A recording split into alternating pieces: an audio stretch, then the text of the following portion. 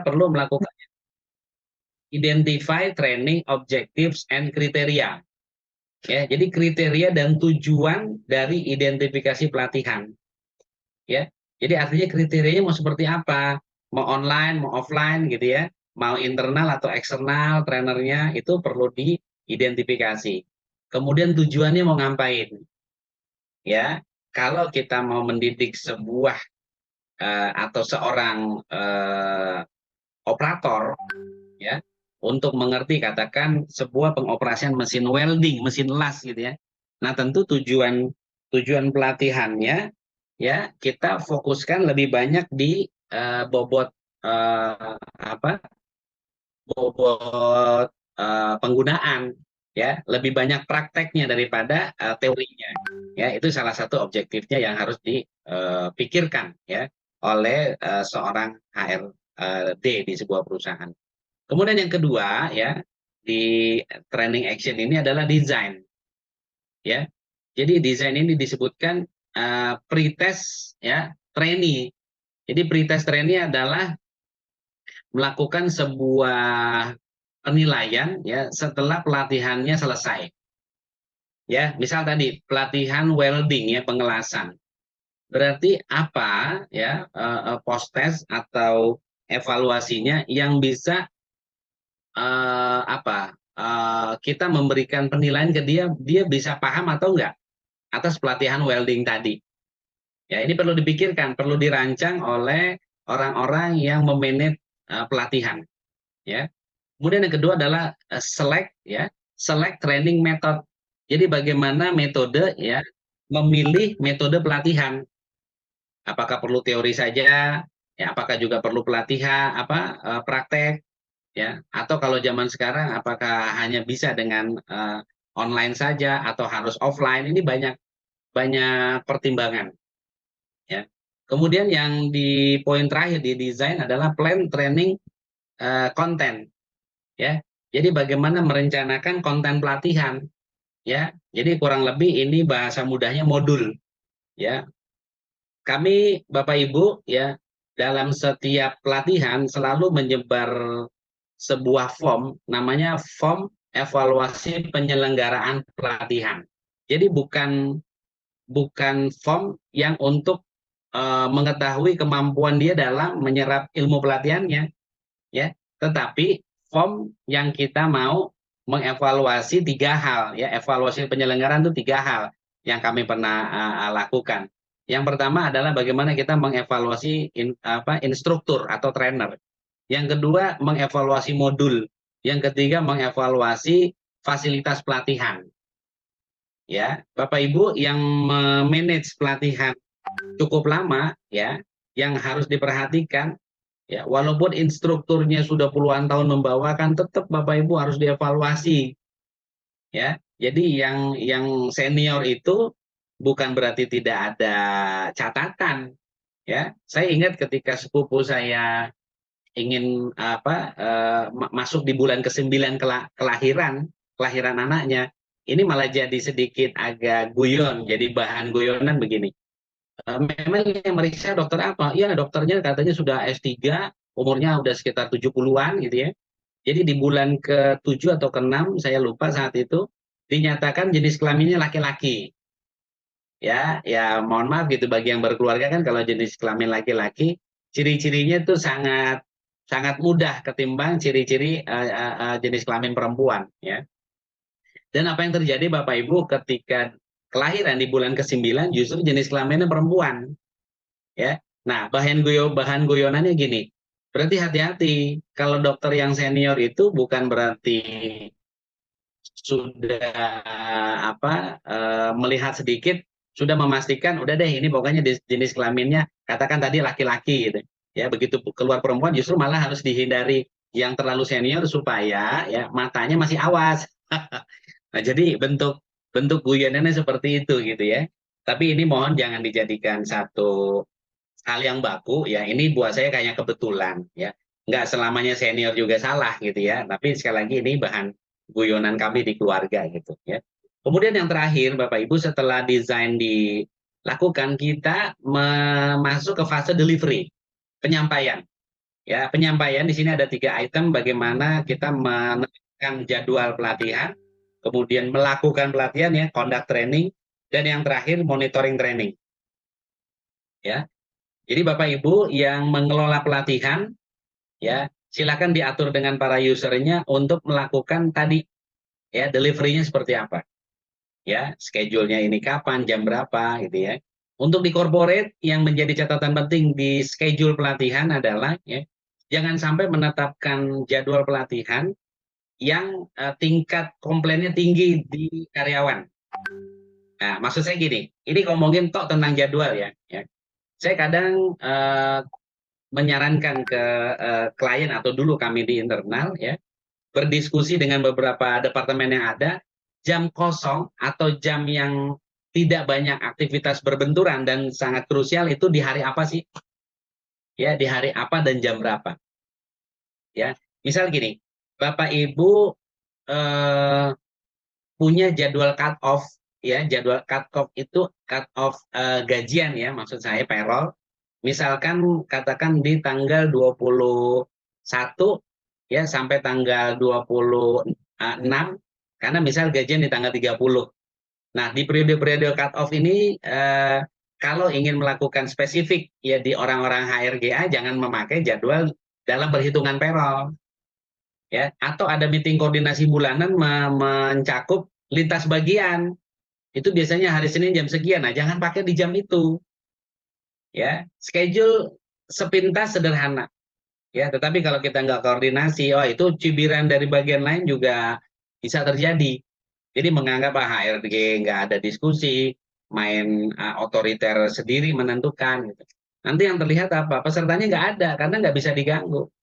Ya, tetapi yang juga jangan sampai apa ya terjebak ya dengan bagian lain gitu ya, bahwa kalau kita tahu ya dari Senin Jumat tidak ada waktu yang benar-benar kosong bagi bagian lain atau tidak bisa apa yang bisa diganggu 100%, pasti ada bagian yang bisa jadi akan berbenturan bahwa dia nggak bisa ikut ya. Nah, yang paling bijaksana adalah mencari waktu yang dominan bisa hadir ya. Ini masih bisa disiasati. Kalaupun misal katakan satu dua bagian tidak bisa hadir, kita tanya staf apa level atau golongan mana yang nggak bisa hadirnya. Katakan oh cuma level di level bawah, di lower level ya sudah, middle level atau top levelnya undang aja untuk hadir. Ya, ini sangat bergantung dengan situasi dan kondisi gitu ya. Oke, baik. Fase terakhir ya dari training action adalah evaluasi. Ya, evaluasi disebutkan di situ adalah yang pertama measure training outcomes. Ya, jadi bagaimana mengukur gitu ya, mengukur keluaran pelatihan. Ya, keluaran pelatihan itu itemnya apa aja Bapak Ibu? Ya sebenarnya sederhana sih, tapi umumnya 3. Ya, nah, evaluasi di sini baru mencakup terhadap orang itu bagaimana menguasai pelatihan yang sudah diberikan. Ya, nanti saya akan masuk di sesi terakhir di materi webinar itu yang kita sebut 4 levels evaluation training. Ya, jadi bagaimana mengevaluasi dengan 4 tingkatan. Ya, nah khusus di sini evaluasinya apa yang mau kita ambil? Kan tentunya paling umum di banyak perusahaan itu cuma 3, Bapak Ibu. Ya, evaluasi di keterampilan meningkat atau enggak, ya, behaviornya juga berubah lebih baik atau tidak, gitu ya. Atau dia juga punya nggak kemampuan untuk eh, menularkan ke bagian lain, ya. Bapak Ibu di bagian HRGA perlu di awal ya pada saat melakukan asesmen adalah bahwa orang ini bisa nggak mendelivery kepada timnya yang lain yang tidak ikut di pelatihan saat itu. Ya, misal gini, kita mengirim karyawan kita, katakan karyawan A ya dengan biaya sekian juta rupiah 3 hari. Ya, begitu selesai, tidak ada tuh perusahaan yang mendiamkan orang itu ya udah training udah diam baik aja di mejanya enggak. Wah, rugi amat perusahaan tuh ya.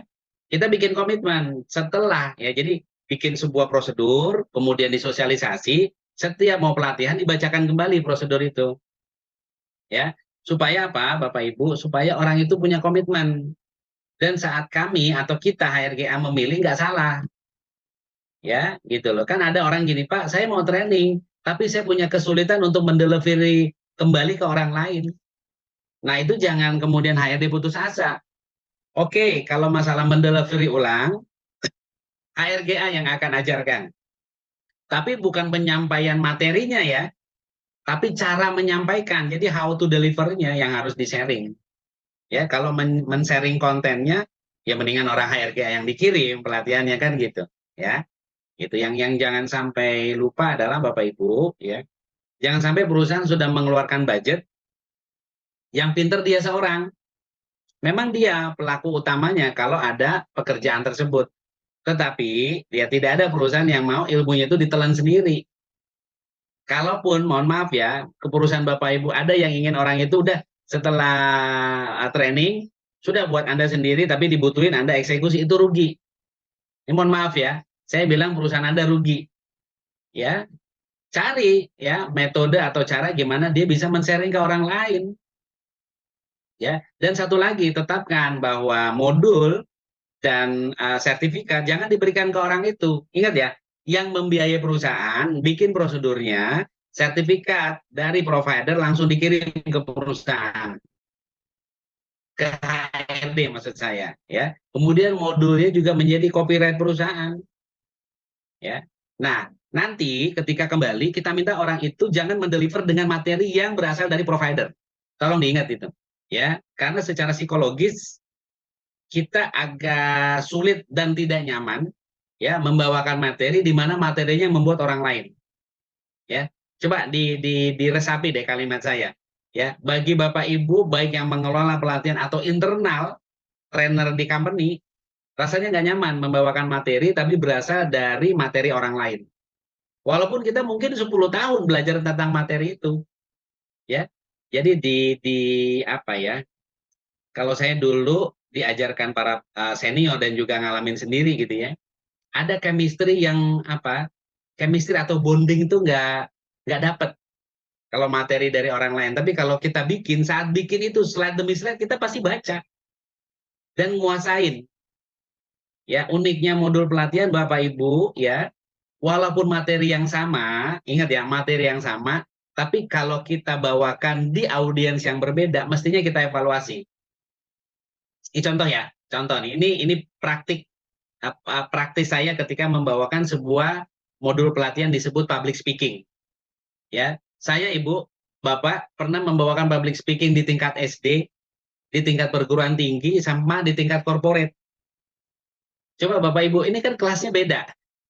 Kalau bahasa corporate saya bawakan di tingkat anak SD itu gimana itu? Anak SD bilang, Om ngomong apa? Slide ini saya nggak ngerti, Om. Kasihan. Ya, karena memang ketika membawakan public speaking di level SD, ya karena terpaut jauh, saya sukanya dipanggil Om. Maksudnya beberapa ada manggil Pak, ada yang manggil Om. Saya bilang, ya sudah nggak apa-apa. Anggap aja saya sedang ngajarin ponakan.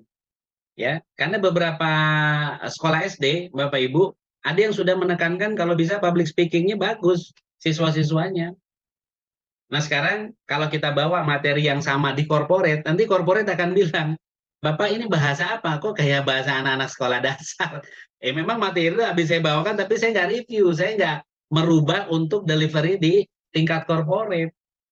Ya, jadi sekali lagi khusus para Bapak Ibu yang selaku internal trainer, jangan pernah malas mereview modul.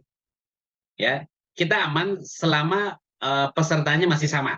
Misalnya corporate A ke corporate B, oke masih sama, artinya level corporate.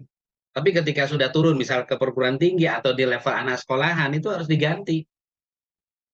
Ya, disesuaikan dengan situasi bahasa ya oleh orang-orang yang mau mendengarkan materi kita. Ya, jadi apa ya? Ya harus mengeluarkan effort di sana supaya tujuannya tercapai. Ya, oke, baik ya. Setelah ini, nah ini mungkin terlalu banyak tulisan, Bapak Ibu, ya. Tetapi intinya gini, ya, bagaimana kita melakukan analisa, ya, ketika antara target dan realitanya itu memiliki deviasi, ya. Targetnya berapa, pencapaiannya berapa, target berapa, pencapaiannya berapa, ya. Nah, yang tadi kita singgung di slide sebelumnya adalah namanya gap analysis.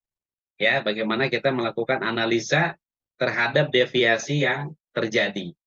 Ya, nah ini salah satu contoh aja bagaimana pencapaian sales ya, target penjualan ini ya 26M, tetapi kenyataannya atau pencapaiannya ada 20M.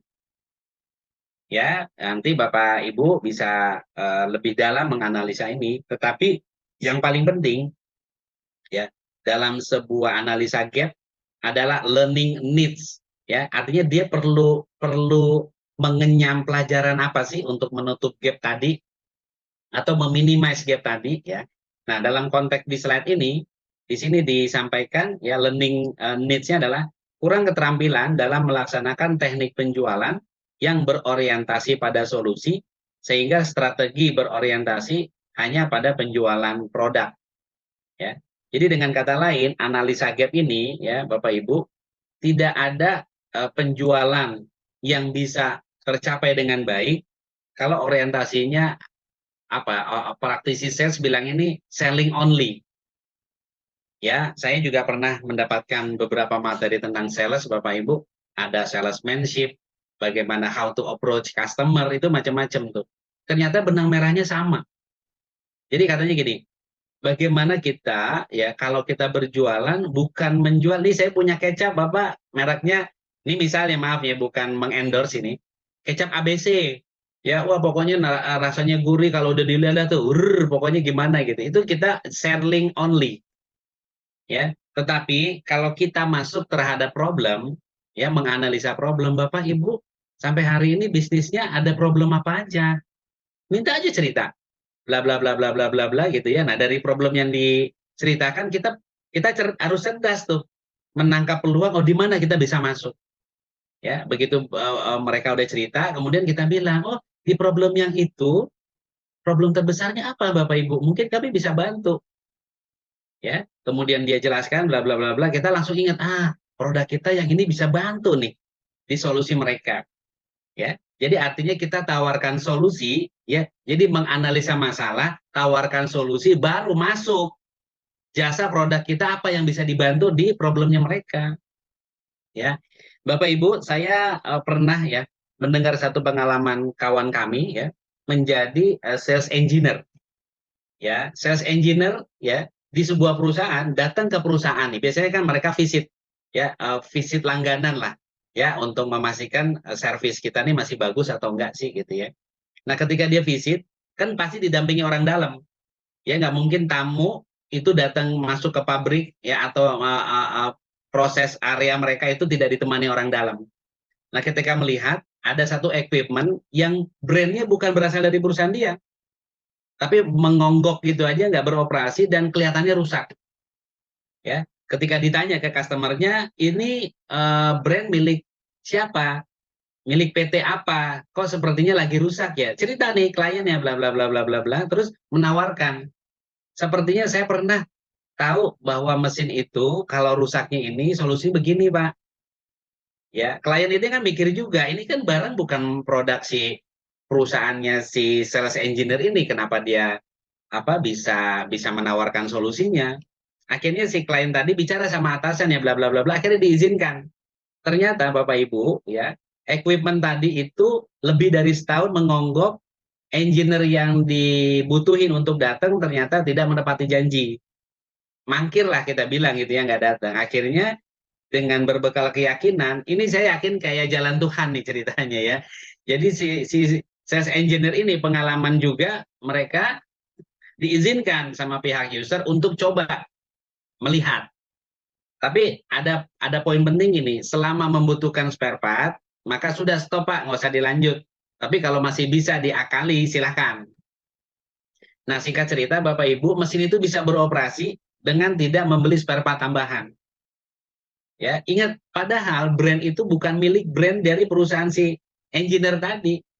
Dan apa yang terjadi Bu, Bapak setelah itu ya, akhirnya dipanggil oleh top manajemen si engineer tadi, terus ditanya ya secara detail perusahaan Bapak Ibu punya produk apa aja. Ceritalah akhirnya kan, presentasi company profile, presentasi produk, service gitu. Dan akhirnya dari situ jadi pintu pembuka order. ya, pintu pembuka order lain untuk apa? Untuk dibeli sama si klien tadi, ya. Nah, poin penting dari penjelasan tadi apa Bapak Ibu?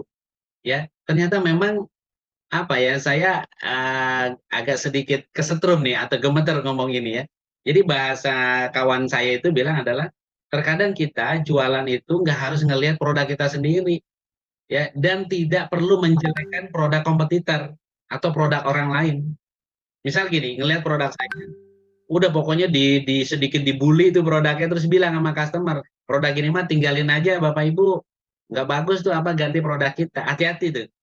Ya, di situ attitude ya, ketika dia menjelekkan produk lain, bisa jadi suatu saat produk kita dijelekkan sama mungkin kompetitor lain. Ya, tapi di situ sikap yang bagus, bukan produknya sendiri, tapi tetap minta izin gitu ya untuk mencoba, boleh nggak memperbaiki, dan gratis, free. Karena dia cukup familiar ya, pernah bekerja di brand produk itu dan dia bisa. Dan ketika memang benar bisa terbukti, akhirnya perusahaan itu membeli produk atau services yang memang bisa diterapkan di perusahaan itu gitu ya. Jadi Bapak Ibu, terkadang memang kita bekerja bisa jadi di luar frame kita ya, tetapi efeknya masuk ke frame kita juga arah tembaknya.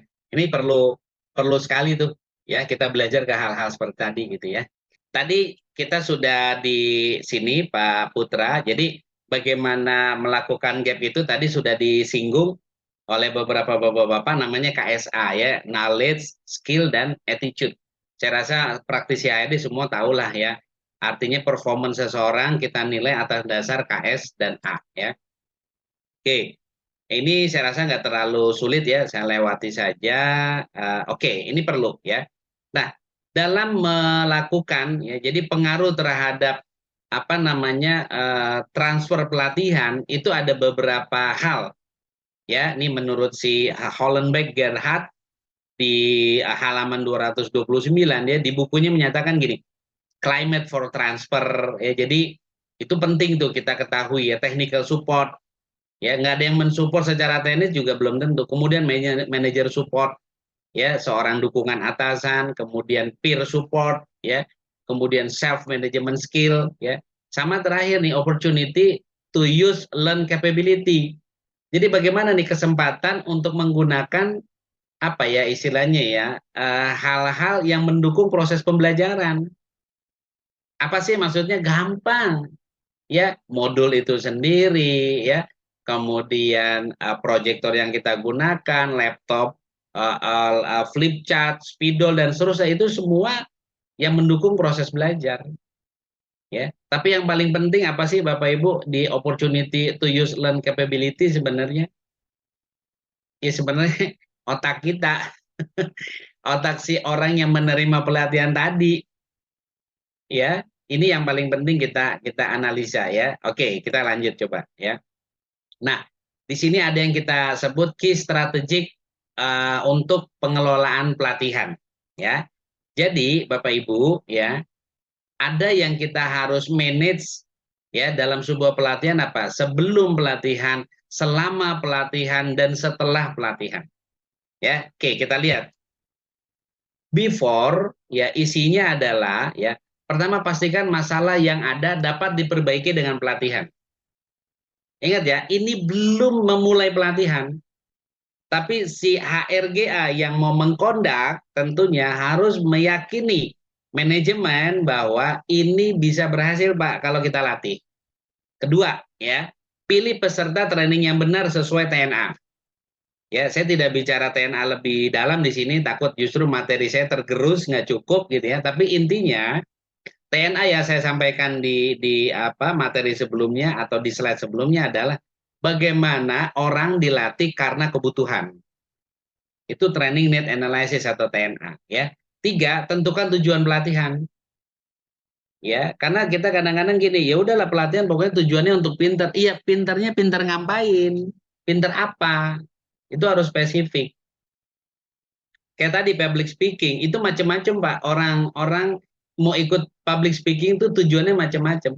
Sekarang Bapak Ibu bisa bayangkan kalau seorang anak SD ya belajar public speaking, itu kira-kira apa dia mau jadi motivator, mau dipanggil di corporate, mau dipanggil di lembaga pemerintahan, kan enggak. Ya, anak SD belajar public speaking ya minimal dia pede nih ngomong di kelas, ya kan? Dia kalau ada acara kebetulan mungkin katakan dia orang OSIS, oh dia pede nih ngadep kepala sekolah untuk apa? Untuk mengajukan proposal kegiatan, ya. Kalaupun nanti mungkin ada situasi di mana menghadirkan orang tua murid, dia pede untuk bicara di depan para orang tua murid, walaupun didampingi guru atau bahkan kepala sekolah. Tapi public speaking untuk anak kampus, apa iya seperti anak SD? Public speaking orang karyawan corporate sama dengan anak kampus? Belum tentu. Ya, even judulnya sama public speaking gitu loh ya. Bagaimana cara berbicara di depan publik ya. Oke. 4, siapkan support system pelatihannya. Ya, material pelatihan, aktivitas pelatihan, trainersnya, ya, alat bantu, ya.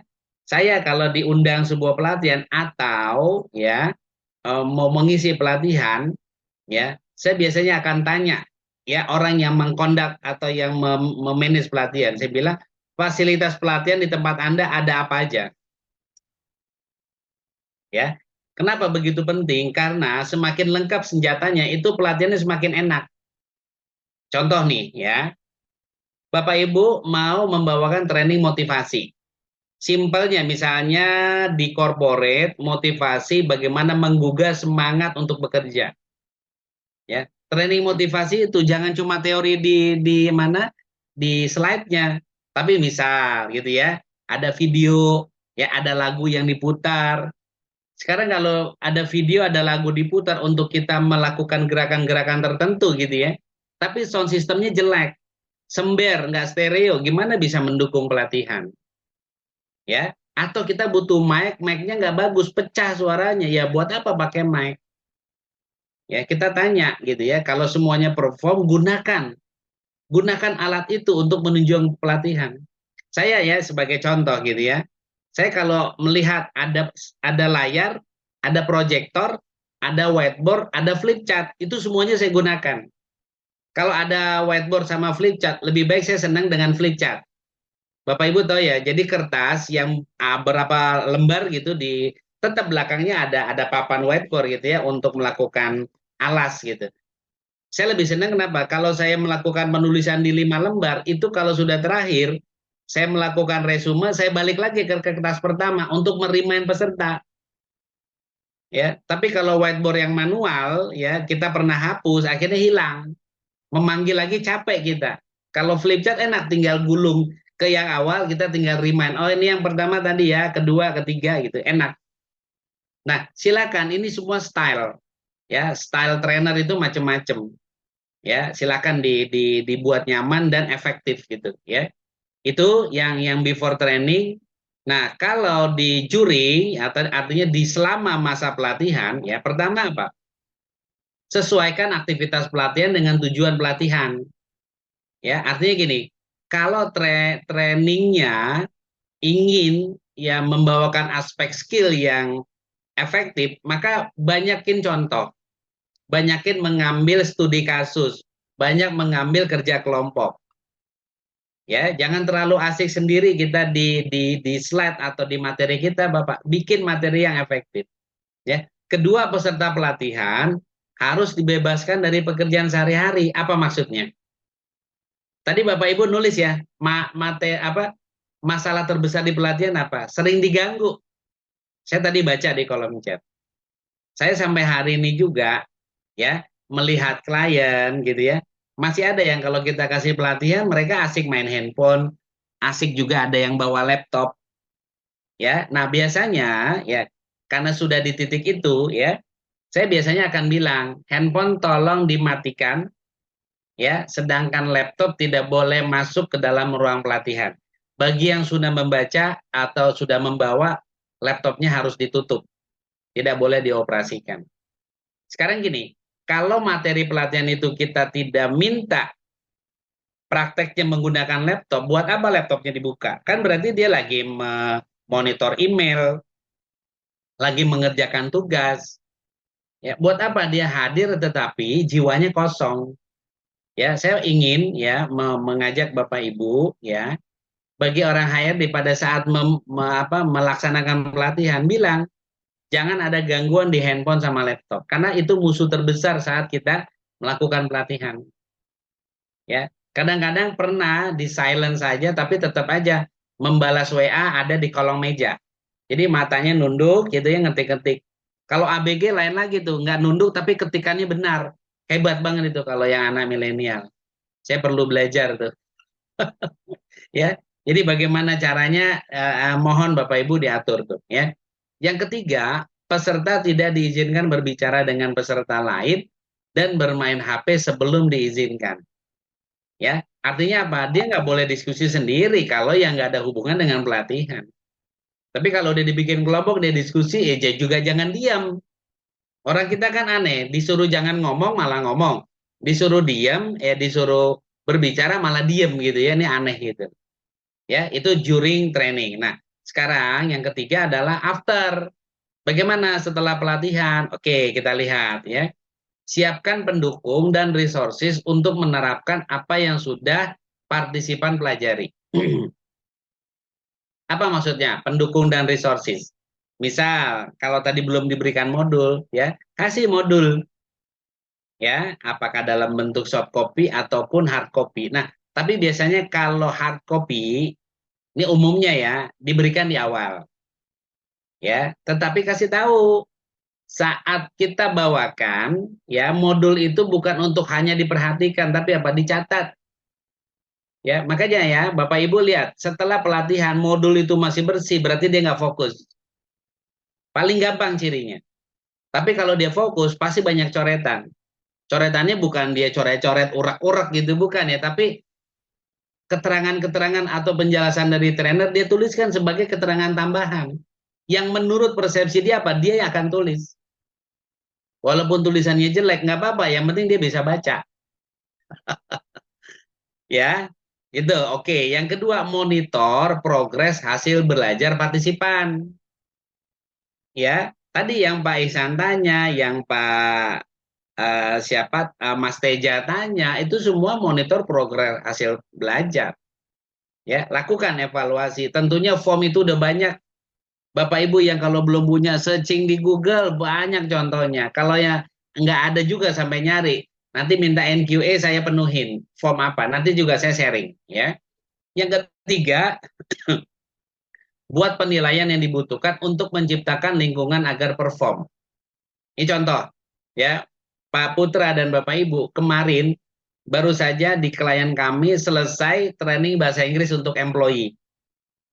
Ya, ini saya dapat info saja dari klien karena bukan saya yang mengisi, tapi dari LIA, ya, external provider dari LIA. Kita tahu lembaga Indonesia Amerika ini udah cukup ternama ya untuk melakukan training di corporate ya. Apa Bapak Ibu yang diciptakan? Ya, penilaian atau kondisi yang diciptakan.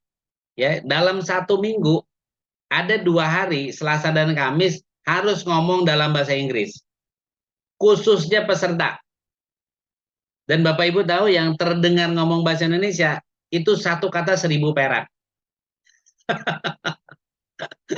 Jadi yang mencatat siapa? Bukan HRD. Kalau HRD mencatat kayak tukang kredit. Ya, yang mencatat teman-temannya sendiri yang mendengar, dan itu mereka harus pasang komitmen. Jadi tujuannya bukan untuk memberatkan, tapi justru kalau nggak terbiasa, dia nggak akan pernah bisa ngomong bahasa Inggris. Kenapa begitu? Karena yang dilatih adalah business conversation for employee. Ya, jadi conversation memang untuk karyawan. Nah, sekarang kalau nggak pernah dicoba, kira-kira hilang nggak Bapak Ibu? Itu masih mending Selasa Kamis. Ada perusahaan lain yang setiap minggu kalau ngomong sama temennya harus bahasa Inggris. Ya, silakan tuh bagaimana mereka, apa namanya, deg-degan apa nggak apa-apa, itu lucu memang. Dalam 1 minggu kadang kita, aduh, udah terlalu banyak itu beli pisang goreng hasil denda Pak Putra. Ya, tapi nggak termasuk kopi bikin sendiri, pisang goreng apa, tapi macam-macam tuh. Nah, jadi sebenarnya bukan menyiksa ya, karena semua komit. Oke, kita kalau nggak ngomong didenda, ya memang harus komit. Kalau nggak pernah bisa dia. Itu yang disebut menciptakan lingkungan supaya mendukung performa. Itu sederhana ya, sederhana. Jadi kalau Bapak Ibu mau ingin melancarkan nggak pernah mempraktekkan, percuma. Dan supaya bisa mempraktekkan apa? Tetapkan sanksi. Sederhana. Silakan kalau dirasa cocok ya monggo, kalau nggak cari yang lebih efektif ya. Nah, ini ya dalam modul kami ya, saya menyebutnya dengan istilah 4 level atau tingkatan dalam mengevaluasi pelatihan. Jadi ada yang disebut reaction, learning, behavior, dan result. Nah, masing-masing ini seperti apa kita lihat ya, apa uraiannya. Oke, ya. Bapak Ibu, ya, yang pertama adalah reaction. Ya, jadi reaksi, bagaimana kita mengevaluasi dari reaksi peserta pelatihan, ya. Lihat di situ, ya. Ya, apakah ya dalam kotak level 1 ya, saya Indonesiakan ya. Apakah para peserta gitu kan menyukai program itu, ya. Juga menyukai trainersnya dan fasilitas. Ya, jadi ada 3 tuh. Ya, programnya artinya materi pelatihannya, trainersnya dan fasilitas, ya. Terus yang kedua, apakah mereka berpikir ya tentang pelatihan-pelatihan yang berguna buat mereka? Ya, kemudian apa? Ya, improvement apa yang mereka bisa kasih ke perusahaan? Ya, bisa ke kasih HRD-nya gitu loh. Ya, itu juga harus kita catat ya. Nah, actionnya apa? Distribusikan dan analisa sebuah angket atau form. Nah, saya menyebutnya dengan istilah form evaluasi penyelenggaraan pelatihan. Nah, saya izin sharing ya Pak Putra ya. Saya keluar dulu dari apa ini Silakan, Pak. materi ya. Saya buka dulu form pelatihannya.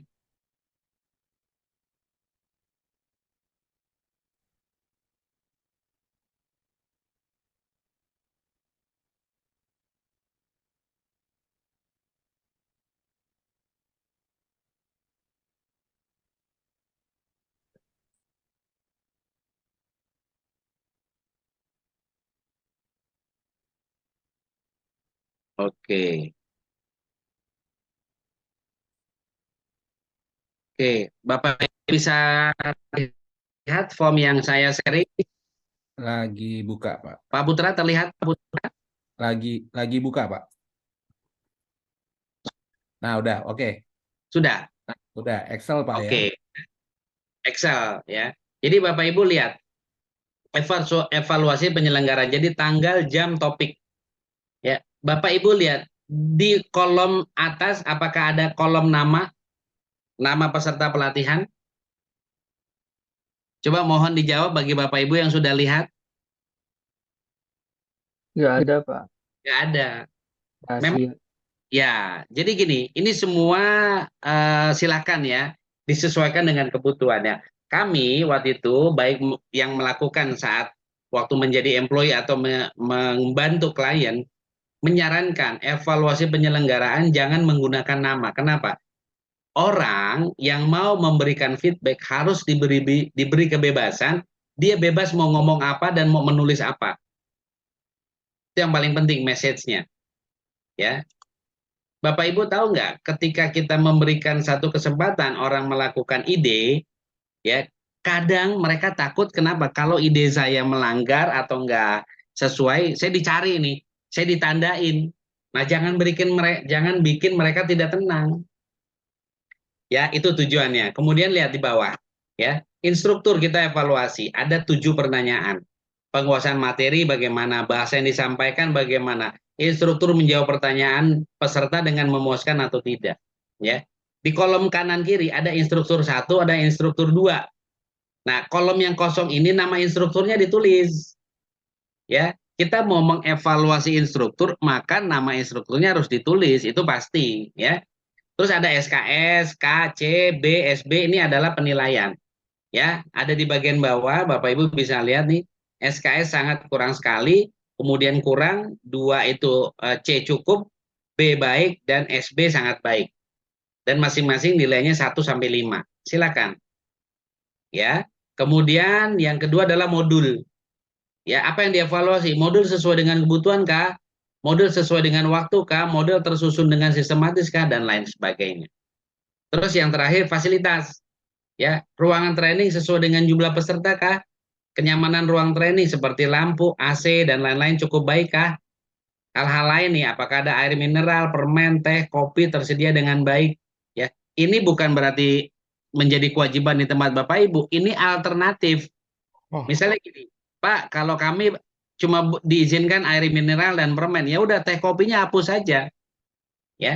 Kemudian yang terakhir, alat bantu presentasi seperti mic, sound system, proyektor dan lain sebagainya, apakah tersedia dengan baik, ya.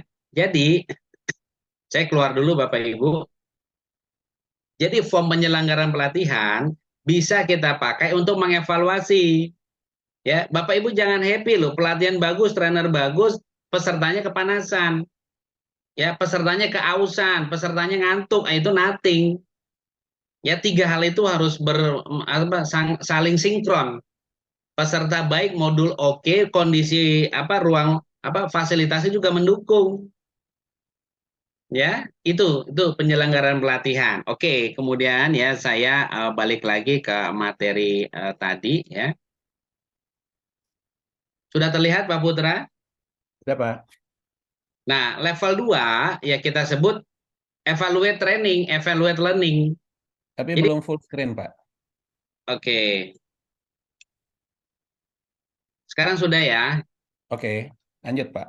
Ya, level 2 disampaikan apa? Di situ disampaikan ya, apakah ya tambahan apa gitu ya yang harus dilakukan oleh pelatihan supaya knowledge-nya lebih baik ya, atau keterampilan ya setelah gitu ya pelatihan itu dilakukan ya. Jadi ada perbedaan nggak ya kemampuan sebelum pelatihan sama sesudah pelatihan ya. Nah ini disarankan untuk apa, mengirimkan atau melaksanakan pre and post test ya. Bapak Ibu familiar kan itu. Jadi materinya apa, lakukan pretest. Mereka yang sudah ngalamin atau yang belum, biarin aja, nilainya pasti bervariasi. Tapi kita harap dengan post test sesudah pelatihan nilainya lebih bagus dari sebelum pelatihan. Gitu ya Bapak Ibu ya, supaya kita buat mengukur kemampuan peserta. Oke, level 3 ya, level 3 ada yang disebut evaluate behavior, perilaku ya. Nah, di sini ya pertanyaannya adalah apakah gitu ya peserta memiliki gitu ya memiliki perbedaan dalam pekerjaan setelah dilatih. Kemudian yang kedua, apakah mereka gitu ya menggunakan keterampilan dan pengetahuan yang mereka pelajari saat pelatihan. Ya, ini yang harus kita kita cek Bapak Ibu. Nah, di sini apa? Disampaikan di slide-nya, collect performance data dari mana? Superior ya, atasan superior itu ya. Peer ini rekan kerja. Klien itu bisa jadi orang yang memakai jasa dia. Atau dalam internal perusahaan itu kayak ada istilah supplier dan customer kan ya Bapak Ibu ya. Yang menerima kerjaan customer, yang memberikan adalah supplier. Terus subordinate siapa? Bawahannya. Ya, nah disarankan di sini kita Bapak Ibu HRGA nih yang harus sensitif ya, mencatat perubahan perilaku sebelum dan sesudah pelatihan. Ya, kayak tadi nih public speaking, kira-kira yang harus dicatat apa? Ya, dia bagaimana menguasai tubuh dia, badan dia itu saat melakukan apa? Melakukan pembicaraan di depan umum. Ingat ya, ini forum formal loh, public speaking itu akan terlihat ya. Tapi tentunya ya dalam 3 bulan pasca pelatihan kita melihat itu juga secara objektif ya. Ada juga yang sebelum 3 bulan perubahannya kelihatan, ada setelah 3 bulan juga belum kelihatan. Itu yang harus kita catat. Oke ya. Yang keempat yang kita sebut result ya. Result di sini rujuk apa ya. Jadi apakah perusahaan atau departemen si peserta gitu ya, itu bisa lebih baik. Jadi perusahaan tambah baik nggak, departemen juga tambah baik ya, artinya meningkat, upgrading gitu ya, karena pelatihan tadi. Ya, nah itu juga agak kompleks nih Bapak Ibu, yang harus diukur apa? Lihat di sebelah kanan. apakah accident-nya masih muncul, kualitasnya meningkat, produktivitasnya bertambah, turnover menurun, moralnya meningkat, ya, cost-nya lebih minimize, profitnya lebih baik atau meningkat. Ya, itu yang kita perlu lihat. Nah, di sini sarannya apa? Dari slide adanya peningkatan terhadap aspek bisnis atau proses bisnis. Ya, peningkatan terhadap itu gampang kan? Kalau yang marketing sama sales sederhana, targetnya itu lebih bukan target, achievement penjualannya lebih besar, ya, lebih baik gitu loh, lebih lebih bagus. Tapi proses bisnis yang non marketing, oh ya dia lebih efektif, lebih efisien, ya, dan lain sebagainya. Ya, oke. Itu saja mungkin yang bisa saya sharing sementara Pak Putra ini tepat 11.30, tapi saya ingin tetap berdiskusi atau ada yang masih ingin ditanyakan. Silakan Pak Putra. Oke, kita masih ada waktu sedikit untuk tanya jawab sebentar. Mungkin ada yang masih ingin bertanya, mangga silakan teman-teman untuk langsung bertanya, langsung di unmute dan langsung bertanya ke Pak Pri, ke Coach Pri. Apakah ada yang ingin bertanya? Ada beberapa pertanyaan di chat yang minta materi, bisa langsung kontak ke Mbak Siva ya. Mbak Siva bisa kasih linknya untuk yang ingin pesan material yang luar biasa tadi, yang isinya daging semua. Mau nggak? Silakan teman-teman, jika ada yang ingin bertanya. Kalau tidak, berarti kesempatan saya, izin Pak Bri, saya mau ada tayangan akhir untuk Oke, akhir dari sesi kita. Sebentar. silakan Pak. Oke, jadi nggak ada yang tanya jawab ya, mungkin udah cukup jelas atau nanti agak ada yang malu-malu kucing Pak, pengen bertanyanya di grup mungkin Pak Pri. Boleh, boleh. Oke, nah teman-teman seperti yang saya informasikan di awal, jika teman-teman ingin memiliki sertifikat seperti yang di kanan, ada 3 jam CPD-nya, Continuous Performance Development-nya, kemudian ingin mendapatkan materi yang luar biasa, tadi isinya daging semua ya. Nah, teman-teman bisa berinvestasi sebesar 150.000 dan Pak Pri juga ada bonus katanya untuk memberikan 1 e-book ya, bukunya nanti juga kita akan kirimkan ke teman-teman yang berinvestasi. Judulnya adalah Managing the Training Function for Bottom Line Result. Bukunya ini cukup tebal ya. E-book ini kita berikan gratis ke teman-teman yang berinvestasi, bukan gratis ya, bagi teman-teman yang berinvestasi sebesar 150.000. Jadi saya ulang, sertifikat, materi tadi, dan e-book ini bisa didapatkan dengan berinvestasi sebesar 150.000 rupiah saja. Oke, tak ada gading yang tak retak ya, kami butuh inputan dari teman-teman semua. Bila ada inputan tolong diberikan ke kami, tolong foto barcode-nya dan tolong isi beberapa pertanyaan di sana. Kami butuh masukan dalam rangka kami untuk lebih baik dari waktu ke waktu ya. Saya rasa cukup dari saya. Mungkin ada kata penutup dari Pak Pri terkait dengan modul yang diberikan. Silakan Pak Pri sebelum Ya, kita isi acara puncak kita dengan foto bersama. ya, Silakan Pak. baik, baik Pak Putra. Bapak Ibu, kita ketahui ya, peningkatan kompetensi itu ada 3 isinya, ya, knowledge, skill, dan attitude, ya. Nah, tidak ada knowledge, skill, dan attitude yang bisa diraih tanpa pelatihan. Dan pelatihan seyogianya ya itu kita akan akhiri ya selama kita akhirnya tidak lagi hidup di dunia. Artinya apa? Yang namanya proses belajar. Jadi saya anggap pelatihan ini proses belajar. Ya, proses belajar terus kita terapkan sampai kita sudah tidak bernapas lagi. Artinya apa? Panjang pendek akhirnya jadi relatif. Ya, maka selama kita masih bernafas, Bapak Ibu, ayo terus kita tempa diri kita, orang-orang di sekitar kita, orang-orang yang kita pimpin, atau bahkan mungkin juga bisa di atas kita.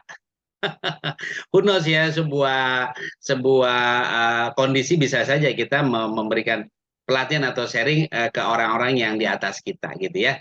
Itu saja, mungkin semangat terus Pak Putra, Bapak Ibu semua, terima kasih buat waktunya. Oke, terima kasih Pak Coach Pri ya, luar biasa di 2 jam ini nggak kerasa dan kita dibawakan dengan materi-materi yang luar biasa juga. Nah, teman-teman, sampailah di akhir acara, di puncak acara, kita foto bersama. Mohon bisa dibukakan videonya. Kita foto bersama. Hari ini dihadiri cukup banyak teman-teman saya juga nih ya. Ada Mbak Niti dari Basnas. Ya, kemudian ada Pak Salven dari Pekanbaru juga nih, luar biasa ya, teman-teman. Ya, monggo dibuka dulu videonya, kita foto bersama. Silakan dibuka. Oke, masih ada yang lain? Oke, eh, kita kasih jempol buat Pak Pri, Coach Pri, kasih jempol ya. Saya hitung ya, 1, 2, 3. Mohon tahan sebentar karena ada slide berikutnya. Tolong tahan. Oke, sekali lagi 1, 2, 3. Oke, tahan. Oke, terima kasih sekali lagi teman-teman semua. Terima kasih atas kehadiran yang luar biasa di pagi hari ini. Sekali lagi mudah-mudahan bermanfaat untuk teman-teman dan menjadi amalan yang luar biasa untuk Pak Pri di sedekah ilmunya di pagi hari ini. Amin. Atas nama NQA, saya tutup acara ini. Terima kasih Pak Pri dan teman-teman yang hadir. Saya ucapkan Assalamualaikum warahmatullahi wabarakatuh. Waalaikumsalam Warahmatullahi warahmatullahi wabarakatuh. wabarakatuh. Terima kasih Sehat semuanya. sehat. Terima kasih semua. Selamat. Sehat semua. Terima kasih semua Bapak Ibu. Sama